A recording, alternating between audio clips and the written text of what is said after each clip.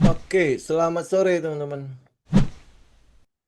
Oke, ya kita mulai ya untuk market update kita. Ini kita update dulu ya. Kalau hari ini lumayan itu ya, masih lumayan cakep ya. Jadi kalau lihat dari pasar, kita punya beberapa katalis yang seenggaknya kita bilang beginilah.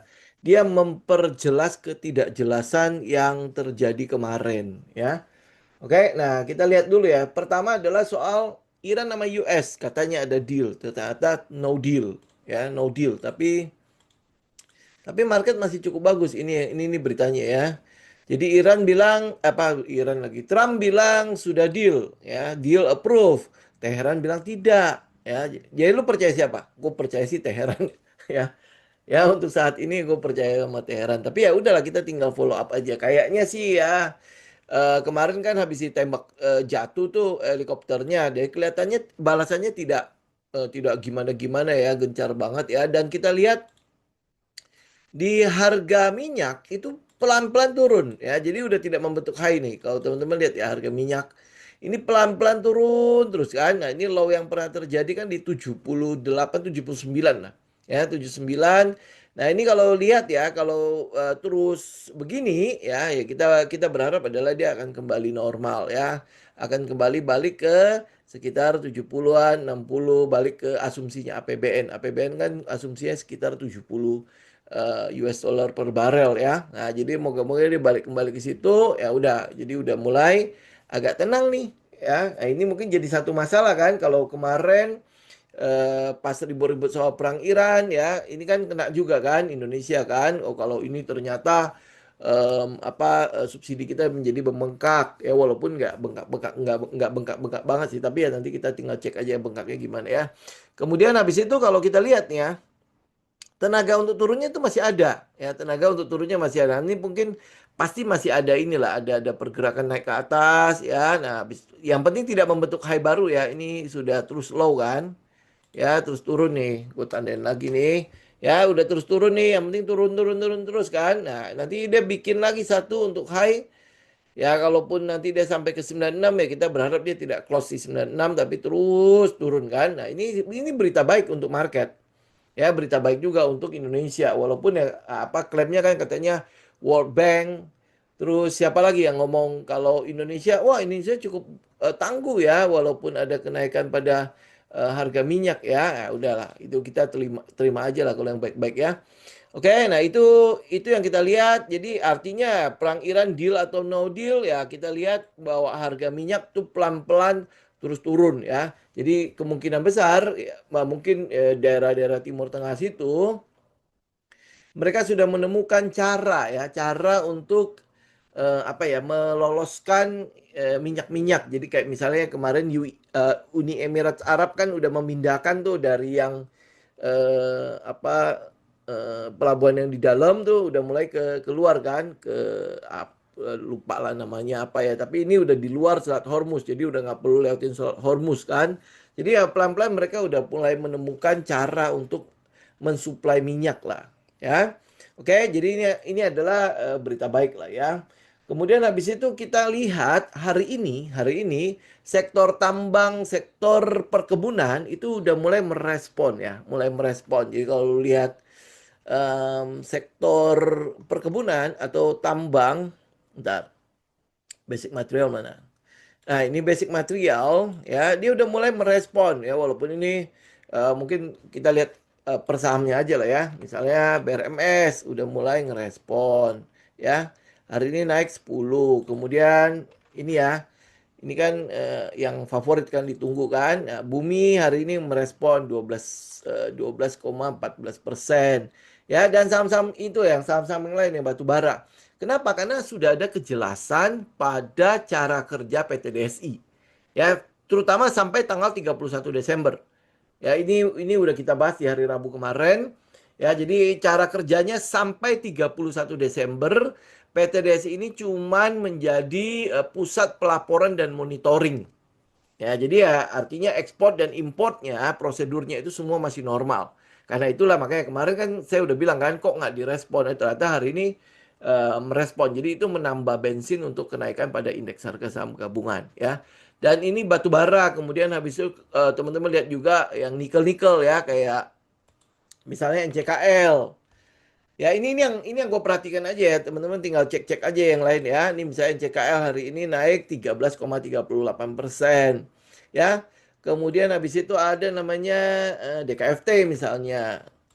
Ya, DKFT hari ini naik 9,68. Jadi kalau dari bawah dia udah naik cukup tinggi lah ya. Tinggal tembus apa enggak. Ini garis merah ini EMA 200. Kemudian Harum. Ya, Harum itu hari ini naik 10,56%. Jadi artinya mereka mulai merespon ya, mulai merespon cara kerja PT DSI minimal sampai Desember lah, sampai Desember. Kemudian habis itu ada optimisme pada rupiah ya. Rupiah ini hari ini ternyata masih bertenaga ya. Kenapa dia masih bertenaga? Karena ada potensi nanti tanggal berapa ini dari Bank Indonesia, tanggal 18 ya, tanggal 18 Juni ini kemungkinan besar Bank Indonesia masih akan menaikkan suku bunga. Di sini apa perkiranya adalah sekitar 50 basis poin. Ya, jadi sekitar 6%. Nah, ini akan membuat spare ya antara eh, suku bunga kita dengan suku bunga US itu menjadi lebih jauh ya. Nah, ini semoga lebih menarik gitu ya, lebih menarik untuk asing lah ya. Lu mau nggak beli obligasi kita? Nah, kabarnya loh, obligasinya Danantara itu oversubscribe ya, oversubscribe. Jadi kayaknya banyak lah minatnya. Kemudian orinya juga ya, jadi minat untuk apa pembelian ori ini kelihatannya mulai meningkat. Ya moga-moga oke lah, ini bahasanya cukup positif untuk pasar kan. Kenapa? Karena ya lu lihat kan rupiah terus melemah, ini sekarang terus menguat. Ini harusnya menjadi berita baik dong. Ya. Kemudian habis itu ada ini kenaikan suku bunga Bank Indonesia. Kemudian teman-teman juga lihat ya, dari skema kerja PT DSI ya, itu kan dia adalah pelaporan dan monitoring kan, pelaporan dan monitoring. Jadi setidaknya walaupun ya prosedur untuk ini ya ekspor dan import, ekspornya untuk komoditas itu masih sama, tetapi yang membedakan adalah bahwa para eksportir, para produsen ini itu harus lapor, ya harus lapor. Nah, karena dia harus lapor, otomatis PT DES ini punya data si PT ini, ya PT ini dia mengekspor berapa. Nah, itu nanti harus DHE itu, dana hasil ekspor itu harus masuk ke Himbara dan itu harus di-log.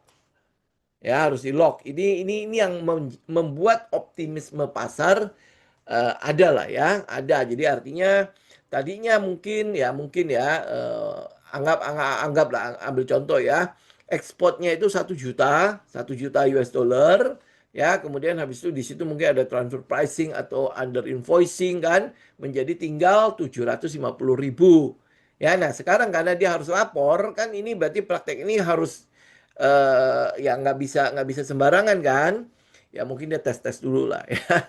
Ya namanya juga dia harus testing the water kan, ini ada nggak celah dan lain sebagainya, lu tau lah ya kayak gitu ya. Oke, nah kita melihat bahwa nanti beberapa bulan ini ya akan banyak aliran dana yang mulai kembali masuk ke Indonesia ya, termasuk dari DHI ini, dana hasil ekspor ini. Ya dia akan masuk ke Indonesia. Jadi kemungkinan besar ya ototnya rupiah diharapkan cukup kuat lah. Minimal sekali lagi ya sampai tanggal 31 Desember. Karena setelahnya kita masih belum tahu cara kerjanya seperti apa. Apakah si DSI tarik fee, terus bagaimana pembayarannya dan lain sebagainya. Nah, itu masih abu-abu. Jadi nanti mungkin dekat-dekat Desember, dekat-dekat pemberlakuan PT DSI ini secara penuh. Dulu akan lihat ada gonjang-ganjing lagi pada sektor pertambangan sama sektor perkebunan. Kenapa? Karena market pasti akan mulai memprice-in. Oh, ini cara kerjanya ya. Ya kan, kalau apalagi kalau sampai saat itu juga, saat Desember, itu belum jelas. Kayak hari ini kan kita nggak jelas. Ya, kita cuma jelasnya itu adalah sampai tanggal 31 Desember. Itu pun ya dengan syarat tidak diganti. Ya, tidak tiba-tiba kucuk kucuk kucuk kucuk gitu kan. Ini kayaknya nggak pas nih, ganti. Oh, wah kayak gitu. Nah, itu pemerintah nggak belajar berarti kan. Ya, tetapi kalau misalnya oh ya udahlah, dia bisa mempertahankan proses saat ini, itu udah cukup bagus ya. Nah, kemudian habis itu ini yang ketidakpastian itu sudah mulai menemukan jawabannya. MBG, MBG itu dipotong dananya itu 67 triliun ya, walaupun sebenarnya anggaran MBG itu nggak dipotong-potong banget ya. Dia sebenarnya memang aslinya itu adalah 268 triliun ya, kemudian ditambahkan ada 67 triliun sebagai dana cadangan ya, standby fund ya. Nah, ini yang makanya ini 67 triliun itu dicoret. Ya, jadi nggak perlu ada standby fund lagi. Ya, kemudian ya dengan 268 triliun itu ya mereka mulai mengurangi dari 6 hari menjadi 5 hari. Ya, 6 hari menjadi 5 hari sehingga ya harusnya sih nggak perlu 268 ya. Ya, nah ini alokasinya kan segini ya. Gua nggak tahu benar apa enggak ya, tapi itu udah di lapangan lah ya. Ini kalau lu lihat ya, 70% dari 268 triliun, ini tetap gua kritisi lah ya. Itu dipakai untuk pengadaan bahan baku makanan bergizi. Ya, ini artinya apa? Ini harusnya 70% dari 280 gua anggap 300 triliun lah biar gampang hitungnya ya. 70%-nya itu adalah 210 triliun. Ya, atau ngomong lah 200 triliun. 200 triliun itu dilempar ke pasar loh. Harusnya ini cukup untuk menggerakkan roda-roda perekonomian. Karena apa? Karena pengadaan bahan baku ini itu kan pasti ya ngomongnya kan gini ya. Tujuannya kan adalah di UMKM, dia menggerakkan UMKM, menggerakkan pasar-pasar, menggerakkan petani dan lain sebagainya kan, ya. Peternak dan sebagainya. Nah, itu 200 triliun setahun, 1 tahun ya. Logikanya lu kalau terima 200 triliun, itu memang dibagi ya, dibagi rata ke seluruh Indonesia, termasuk daerah 3T ya, terbelakang apa 3T dan lain sebagainya. Itu 200 triliun, itu harusnya bisa seenggaknya memompa konsumsi. Ya, mungkin ya nggak sampai 10% konsumsi lah, minimal ada 1-2% itu kepompa. Ya, minimal ada lah ya petani-petani itu, petani, peternak ya UMKM itu agak sejahtera. Karena ada 200 triliun yang dilempar ke pasar. Ya dari 70% ini ya 70%. Ini kan dia ngomongnya gini kan, alokasi dialokasikan khusus untuk pengadaan bahan baku makanan bergizi. Berarti kan dia lempar ke petani. Ya mungkin ada lah yang masuk ke pabrik kayak susu segala macam ya. Tapi kita harapkan adalah ya susunya juga harusnya peternak juga dapat jatah lah gitu kan. Ini ngomong idealnya. Nah, praktik di lapangannya bagaimana? Ya kita nggak tahu. Oke, ya kita pinjam lah kata-kata Pak Lut ya. Ini barang bagus. Betul, lu 200 triliun itu kalau dilempar ke pasar, kalau itu dijalankan dengan benar, itu bisa ya. Minimal di ini ya di desa-desa adalah perputaran uang, ada likuiditas, nggak perlu harus tunggu lebaran ya. Baru di desa-desa hidup gitu, nggak perlu gitu kan. Jadi moga-moga ini jalankan dengan benar ya. Oke, jadi ada penghematan 67 triliun, bukan penghematan ya. Gua harus bilang ada ada uang yang dialokasikan ke tempat lain gitu ya, 67 triliun kan. Kemudian habis itu ada ini ya, ini jujur ya menurut gua sih nggak penting banget gitu. Koperasi desa itu dikurangi dari 80 titik menjadi 80 ribu titik menjadi 40 ribu titik. Kenapa gue bilang nggak penting? Ya lu lihat lah ya lokasinya itu ada di tengah sawah dan lain sebagainya sampai ada sindiran. Ya, ini mungkin karena dia mau mendekatkan diri dengan petani, dengan peternak ya sehingga makanya dia bikinnya di tengah sawah, di tengah kuburan dan sebagainya. Ah, itu sebenarnya ya, sekali lagi ya tujuannya bagus. Tapi pelaksanaan di lapangannya, aduh. Ya, kita lihat lah bagaimana si koperasi desa itu promosi di media sosial ya. Ayo datang ke koperasi desa, begitu dia buka, raknya pada kosong. Bagaimana gitu ya, lu mau menyaingi Indomaret, Alfamart, segala macam ya. Ya karena itulah makanya gua bilang Alfamart, AMRT, kita nggak usah takut. Nah orang ini nggak mungkin bersaing kok sama AMRT. Cuman caranya yang nggak bagus. Ya itu dia tutupin Indomaret sama Alfamart. Ya kan itu kan ya ya yang lu kayak nggak mampu bersaing. Ayolah gue pakai pemerintah aja untuk itu. Untuk hajar kan itu nggak bagus untuk dunia usaha. Tapi ya minimal oke lah. Ya dia mengirimkan ke pasar gue udah kurangin loh setengah loh. Ya gue udah kurangin setengah loh ya. Walaupun sebenarnya kalau lu mau kurangin semua juga lebih baik, gitu kan? Oke, oke. Nah, kemudian habis itu, nah, oke. Nah, mengenai kenaikan harga Pertamax, itu sebenarnya berita bagus untuk pasar. Kenapa? Karena pasar kan agak ini kan, agak khawatir dengan defisit APBN, ya. Kalau lu itu ya, kalau gini, karena kalau pertama pun disubsidi, yang nikmati kan sebenarnya orang-orang yang punya uang lah, ya mendingan menengah ke atas Pertamax, kan? Ya nggak mungkin menengah ke bawah, apa yang golongan bawah ngapain lu isi Pertamax kan? Ya Pertalite lah udah pasti kan. Nah dengan naiknya harga Pertamax, memang nanti pasti akan ada perpindahan lah ya, akan ada perpindahan dari Pertamax ke Pertalite ya. Nah tetapi yang kita mau lihat itu begini. Kalau dinaikkan, memang harusnya Pertamax dan Pertamax Plus itu tidak disubsidi. Ya, harusnya tidak disubsidi. Karena kalau dia masukin ke dalam jatah subsidi, teman-teman bisa lihat ya. Setiap kenaikan $1, ya, $1 pada harga minyak dunia, maka beban energi di APBN itu bertambah sekitar 6,7 triliun ya 6,7 triliun ini gue lihat yang defisit bersihnya aja ya karena ada penerimaan juga karena kan kita masih jual minyak juga kan ya sehingga kalau dikurangin ini adalah netonya neto itu sekitar 6,7 triliun 6,7 sampai 6,8 triliun jadi setiap kenaikan $1 itu akan menambah defisit atau menambah subsidi sekitar 7 lah, ngomong 7 triliun pada APBN. Itu dengan asumsi pertama kan disubsidi loh. Ya, nah kemarin kan berarti pertama disubsidi berapa? Sebulan, 2 bulan ada nggak? Ya, 2 bulan. Nah, berarti kan lebih dari 6,66 atau 7 triliun. Lebih dari itu kan. Ya, yang notabene harusnya enggak. Nah, karena itulah makanya dilepas. Nah, pada saat dilepas ya udah cocok kan. Maksudnya cocok dalam arti ya kita cocok ini memang harusnya tidak dinikmati. Ya, golongan ini memang tidak menikmati subsidi kan. Jadi dia lepas ya, walaupun mungkin dia lepasnya sekitar berapa triliun lah ya. Tetapi lu mesti ingat ya, itu $1 sekitar 7 triliun $1. Sedangkan asumsi APBN 2026 harga minyaknya cuma $70. $70. Sedangkan harga minyak sekarang ya sekarang kita lihat harga minyak sekarang itu sekitar 84 ya 84 85 US dollar. Ya gue asumsi lah rata-rata lah ya rata-rata dari 85 lah. Berarti ada apa penambahan itu sekitar $15. 15 itu kali 7 loh. Ya 15 kali 7 itu berapa? Itu adalah 105 triliun. 105 triliun. Ya, 105 triliun itu setiap bulan. Ya, setiap bulan. Ini ya.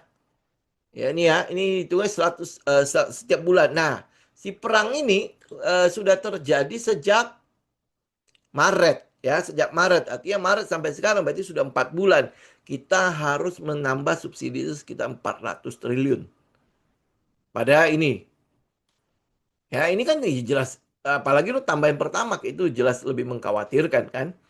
Ya kan? Ini hitungan kasar lo ya. Nanti jangan bilang, "Oh, nggak begitu hitungannya ya." Gue cuma hitungan kasar aja biar kita dapat bayangan lo.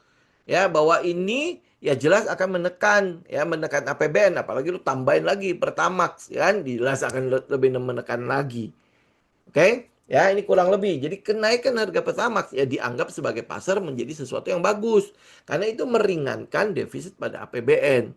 Ya, soal nanti akhirnya oh nanti bagaimana dengan daya beli dan lain sebagainya. Nah, mau nggak mau ya pemerintah harus keluarin stimulus lah dan sebagainya kan. Itu udah stimulus biasanya jauh lebih kecil daripada subsidi. Ya.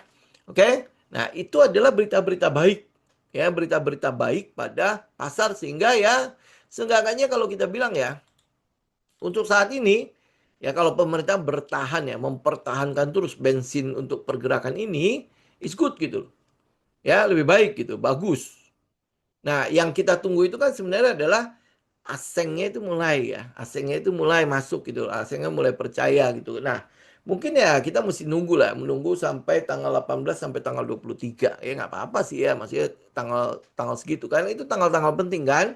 Di mana 23 itu adalah keputusan kita frontier apa masih tetap di emerging market. Ya, nah menurut beberapa analisa yang ada dan yang kita lihat selama ini ya, kelihatannya asing masih cukup cukup inilah, cukup berminat pada negara kita. Ya, karena negara terlalu besar untuk menjadi frontier, ya terlalu gede untuk menjadi frontier. Jadi kelihatannya kekhawatiran untuk dia balik ke frontier, ya balik ke turun ke frontier itu kelihatannya mulai mengecil, ya mengecil dengan usaha-usaha yang dilakukan oleh pemerintah ya termasuk Bank Indonesia naikin suku bunga kemudian habis itu kejelasan-kejelasan yang diberikan ya apalagi kalau sampai benar terjadi pergantian atau terjadi reshuffle ya menuju kepada sosok yang lebih market friendly ya itu mungkin bensinnya akan jauh lebih enak jauh lebih kenceng gitu ya walaupun ya kita nggak tahu dia bisa mengatasi apa enggak kan kita nggak tahu yang penting kan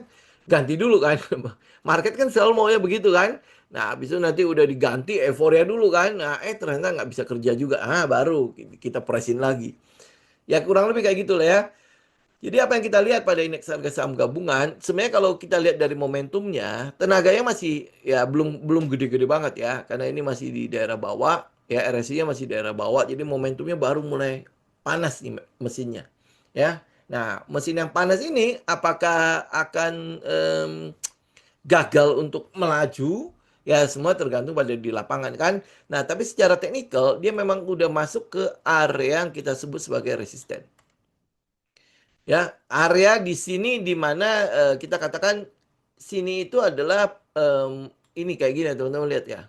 Ini yang disebut sebagai area supply dan demand kan, ya di mana setelah area ini terjadi lagi pergerakan yang impulsif, pergerakan yang momentum lagi kan. Ya sehingga ya market perlu menguji ini seller-seller di sini masih ada nggak ya? Kekuatannya itu masih cukup nggak? Kalau masih ada, berarti dia akan cenderung untuk koreksi. Dan menurut gue cukup sehat kok untuk dia koreksi dulu. Ya dia koreksi, ya kemudian habis itu karena lu lihat ya kayak kita ambil yang itulah yang Big Bang lah. Kayak kita bilang BCA lah, ya. BCA itu dari awal itu rebounds-nya itu sudah sampai atas ya itu sudah 26%. Ya jelas untuk sebuah sebuah big cap ya sebuah big bang. Pergerakan ini jelas ya itu kenceng sekali. Ya itu momentum banget ya. Kalau nggak ada berita baik nggak mungkin dia rebound sampai seperti itu. Bahkan udah mendekati reversal malah kan ya. Nah, jadi kalau misalnya ini kan ini bukan terjadi pada BCA lo ya. Lu bisa lihat BRI ya, BBRI. Ya, ini BBRI, kemudian habis itu lu bisa lihat BMRI, ya, kemudian habis itu lu bisa lihat BNI. Itu kan reaksinya kan sama kan, ya, pergerakannya sama semua kan. Nah, jadi kalau misalnya dia udah bergerak, ini kan impulse. Ya, kalau kita lihat ini ya, eh, gelombang pada market struktur pada pasar struktur harga itu kan dia selalu ada tiga gelombang gitu kan ya satu adalah impulse ya impulse itu adalah pergerakan trennya kemudian setelah itu ya pasti akan ada yang namanya taking profit kan ada orang yang sudah cukup puas dan lain sebagainya dia menurunkan muatan ya ada yang kalau apa institusi kalau dia naik ya tentu ini harga yang sudah terlalu mahal dia nggak mau beli kan nah karena itulah makanya pasti ada penurunan. Jadi ini kalau kita bilang lelang, ini pasti dia akan lelang lagi untuk harga yang lebih murah. Kira-kira sampai mana ya Pak si market ini, si institusi, si smart money ini bersedia untuk melakukan pembelian lagi. Ya, ini namanya koreksi atau pullback. Ya, ini prinsipnya kan, ini kan prinsipnya si Dow juga kan, buy high, sell higher. Ya, kalau sebuah trend itu membentuk high, high, high, high, high terus itu berarti uptrend.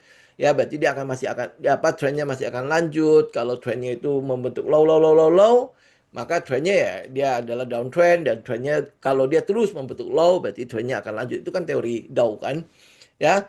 Nah, kalau ini artinya dia lelang lah, ya lelang dia mau sampai kemana ya. Idealnya ada beberapa cara untuk teman-teman mengetahui dia pullbacknya sampai ke berapa ya. Nah, setelah dia selesai, dia akan ada continuation lagi atau ada kelanjutan pada trennya. Ya, ini kan adalah market struktur kan. Nah, kalau dia strukturnya begitu ya artinya ya sama. Kalau ini turun terus ya ini bisa kalau dia nggak bisa membuat terjadinya perubahan pada karakter harganya, maka ya ini cuman namanya technical rebounds ya. Nah, habis itu dia turun lagi. Ya, berarti kan ini adalah impulse-nya, ini adalah koreksinya. Ya, ini adalah koreksinya. Kemudian habis itu ini adalah continuations-nya, ya. Nah, yang kita harapkan itu adalah dia tidak membentuk low. Ya, dia tidak membentuk low, dia tidak tembus lagi di sini.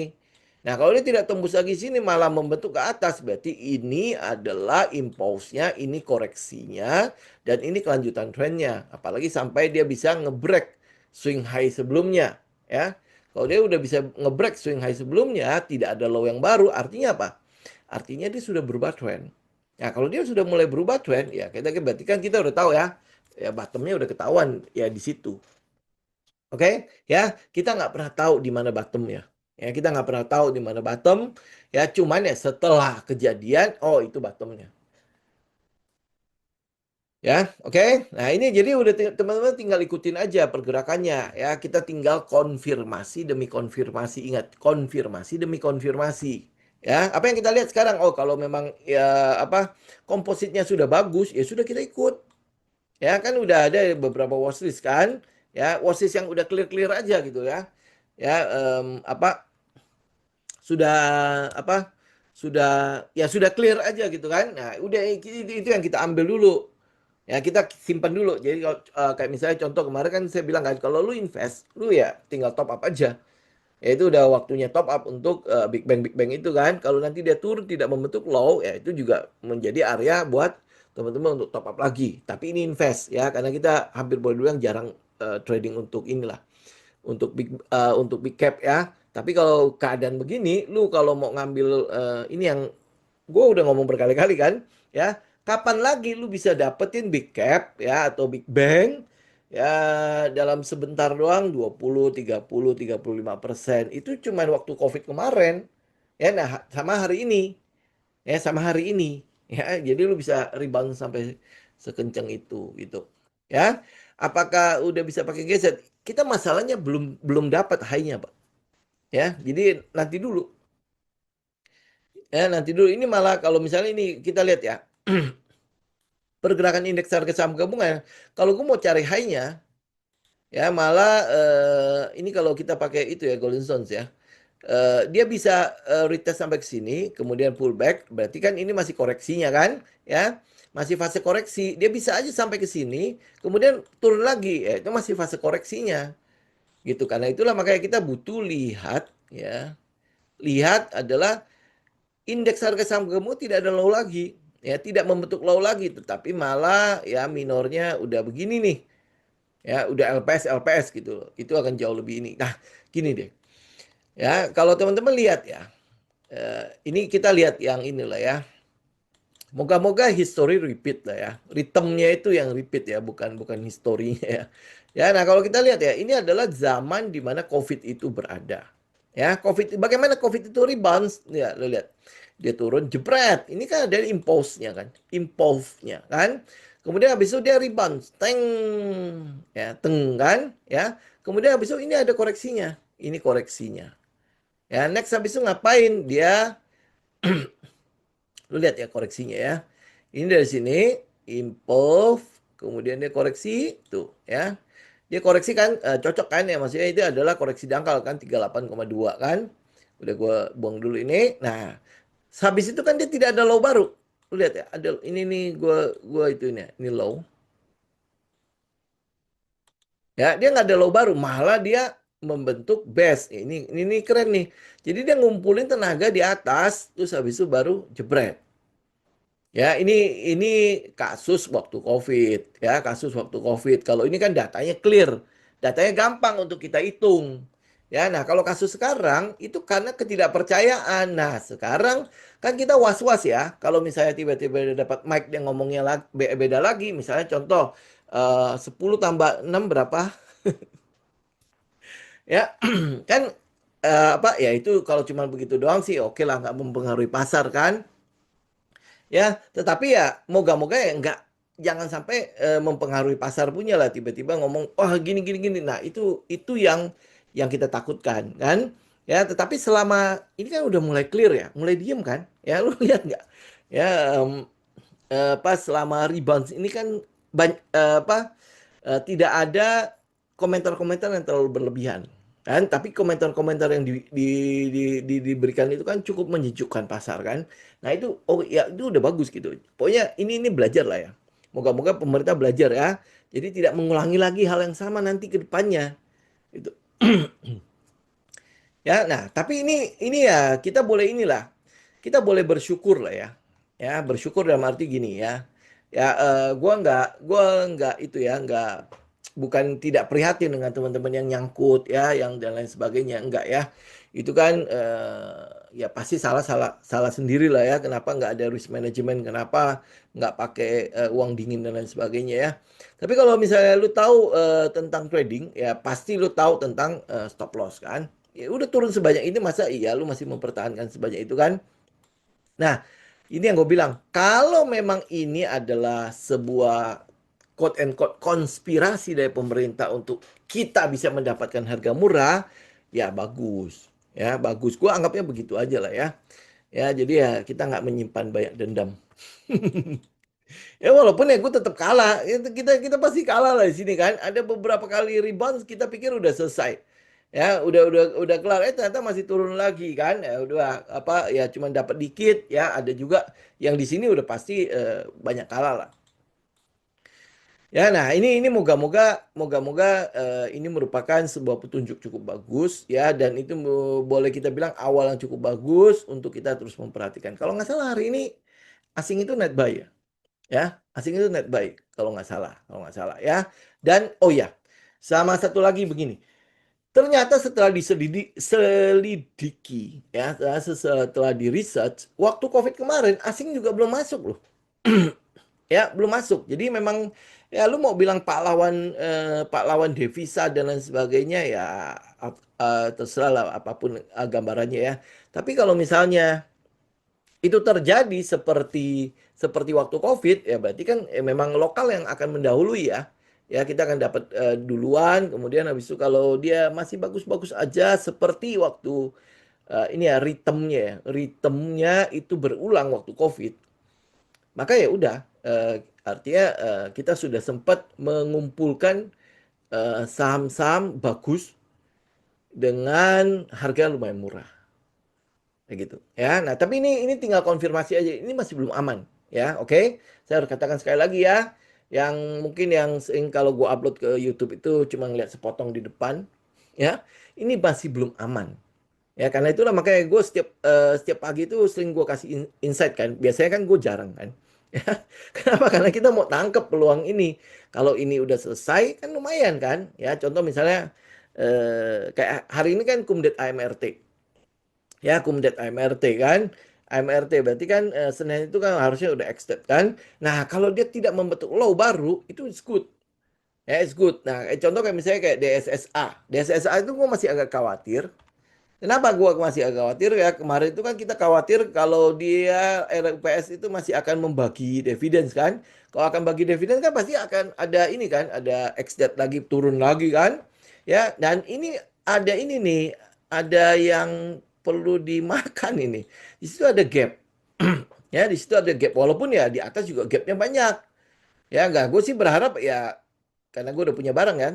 Harapan gue adalah dia tutupin gap dulu di atas gitu loh, sebelum dia tutupin gap lagi di bawah. Ya pengennya, ya namanya kita ya pengen berharapnya begitu kan. Ya, ya gini. Ya, oke. Nah, ini gap-gapnya ya. Oke, nah ini kebetulan memang adalah yang coba kita inilah ya, yang coba kita korek-korek dulu di awal.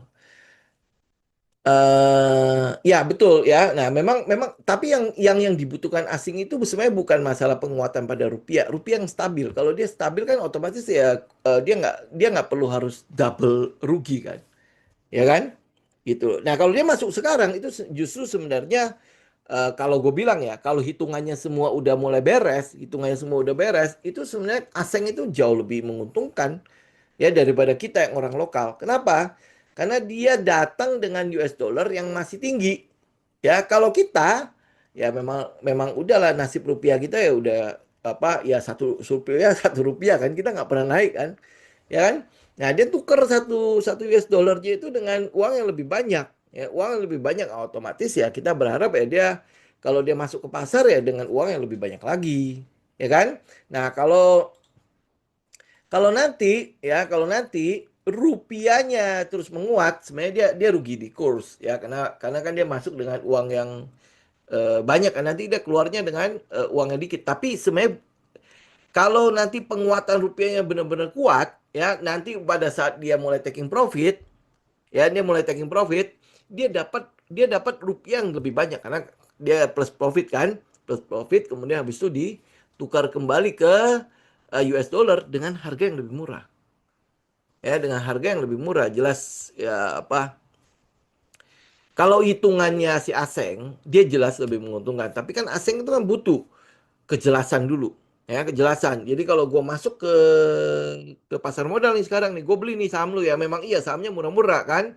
dia harus ngitung ini udah selesai belum nih, ya kan, udah lebih jelas belum. Kalau dia udah jelas dia akan masuk, karena dia jelas akan jauh lebih menguntungkan dia dibandingkan dengan kita.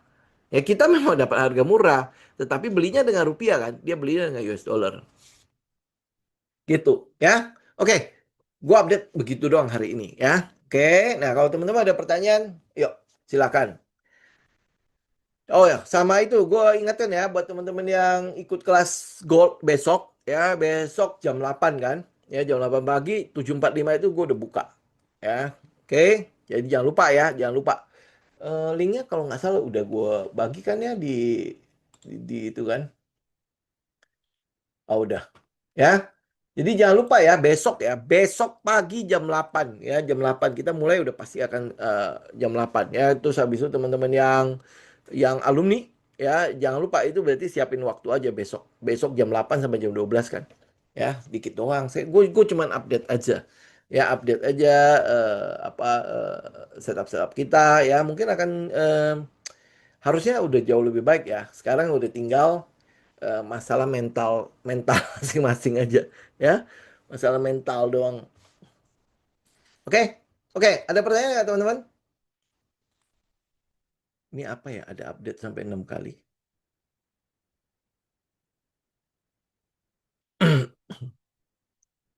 Oke, nggak ada ya, cukup clear ya. Ya, jadi teman-teman ini adalah kesempatan kita ya, tetapi bukan berarti lu udah harus FOMO ya. Mana tadi indeks harga saham. Jadi bukan berarti kita harus FOMO di sini, karena ini belum benar-benar berubah tren. Ya, mungkin kalau lu lihat COVID dia mulai ngebase di atas, itu memang tanda yang jauh lebih baik ya. Ya, walaupun base itu belum tentu dia nggak jebol lagi kan ya, tetapi setidaknya itu memberikan kepada kita, oh kalau dia jebol di sini ya, jebol di sini, oh gue udah selesai gitu kan ya. Ini mungkin kalau kalau best ya. Tapi kalau misalnya ini ya, pergerakan ini kenapa gue bilang belum selesai? Ini sekali lagi ya. Kalau lihat dari market structure-nya ini improve, ini bisa masih masih dihitung sebagai koreksi atau pullback. Ya, belum merupakan reversal. Ya, JBT ini adalah technical rebounds. Sampai sekarang kita masih sebut ini sebagai technical rebounds. Ingat ya, technical rebounds sama si reversal itu beda. Kalau reversal itu berarti trennya berubah. Kalau rebounds itu berarti cuma koreksi karena market direction, karena market struktur, ya. Jadi artinya ini impulse, ini masih kita hitung sebagai koreksi. Ya, dihitung sebagai pullback, ya, masih dihitung sebagai technical rebound setelah terjadi penurunan yang begitu dahsyatnya, impulse-nya, ya, ada momentum yang turun. Ini adalah trennya. Dan tren ini belum patah, ya. Sampai misalnya nanti dia turun nih, ternyata tidak membentuk low, malah continue, ya, continue, kemudian ini di break. Nah, ini secara struktur kita sebutnya sebagai change of character walaupun masih minor, ya. Tapi ini udah memberikan sinyal bahwa oh ini sebentar lagi akan berubah nih. Sudah akan berubah karena tinggal tunggu koreksi ya, komet ya, tinggal tunggu koreksi, begitu dia continue lagi udah selesai kita, ya berarti ini sudah reversal ya. Ya makanya ini cuma tinggal hitung komet aja kan. Ya, nah ini belum terjadi. Kalau lu udah lihat komet, jelas udah berubah. Ya, udah berubah. Karena itulah makanya kita punya kesempatan. Jadi kebetulan ada 4 saham kemarin, 5 sih sebenarnya. Ya, kita ambil 4 ya. 4 saham kemarin itu kebetulan ada sinyal untuk selling klimaks ya, karena itulah makanya kita berani ya, kita berani untuk mulai masuk duluan ya. Nah, soal dia akan bertahan atau benar-benar itu selling klimaks apa enggak ya, tergantung ini si market directionnya. Kalau market directionnya benar berubah, ya udah lu berarti udah dapat yang harga bawah, ya tinggal hold ya, follow the trend until it break ya, let the profit run. Udah gitu aja. Nah, apakah ini ketinggalan? Ya belum. Ini sekali lagi trennya itu belum berubah. Ya, trennya itu masih downtrend. Dan pergerakan sekarang itu masih technical rebounds. Masih koreksi. Sampai ada konfirmasi ini sudah bukan technical rebound, tapi sudah reversal. Ya, baru udah aman. Ya, gitu ya teman-teman ya. Sekali lagi ya, ini belum aman, tetapi jelas ini sebuah sinyal yang baik. Ya, tinggal kita konfirmasi demi konfirmasi. Karena kita trading begitu. Kita bukan peramal. Ingat sekali lagi, gue nggak bisa meramalkan di mana itu bottom. Dan gue juga nggak bisa tahu kapan dia reversal apa enggak. Oh ini ada yang bilang, ini mah udah berubah. Ini udah ya udah bottom dan lain sebagainya. Gue nggak ngomong.